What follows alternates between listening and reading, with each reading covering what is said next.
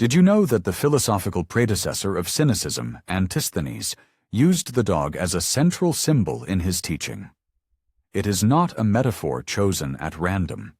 This animal represented nothing less than the pure essence of moral existence, stripped of the artificial complexities of human life.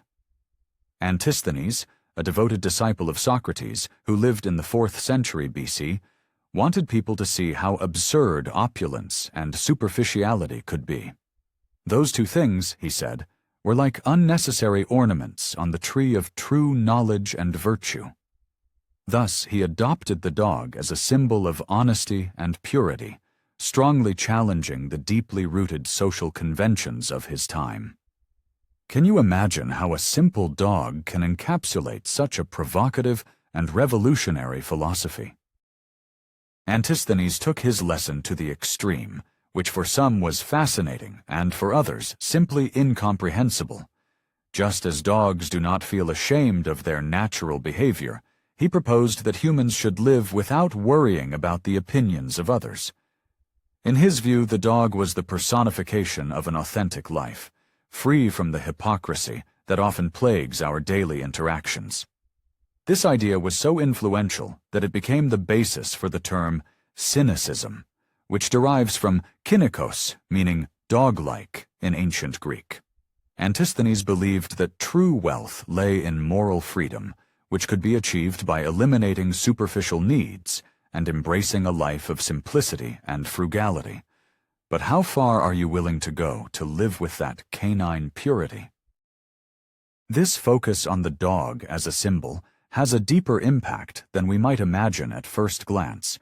In a society that valued rhetoric and ornamentation, Antisthenes invites us to question how many of our desires truly have intrinsic value. Without naming names or pointing fingers, his stance challenges each of us to critically examine how we spend our time and resources.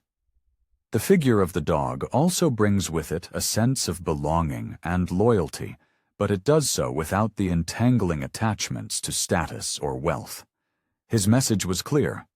We must aspire to be truly autonomous, without being slaves to the cultural expectations that dictate what should matter to us. What would you think if you were told that getting rid of everything superfluous is the first step towards true satisfaction? The wisdom of the dog advocated by Antisthenes was not for those seeking shortcuts in life. It demands courage to accept and face the nakedness of life without adornment. In today's increasingly hectic world, full of superficial stimuli, the emerging question is unsettling.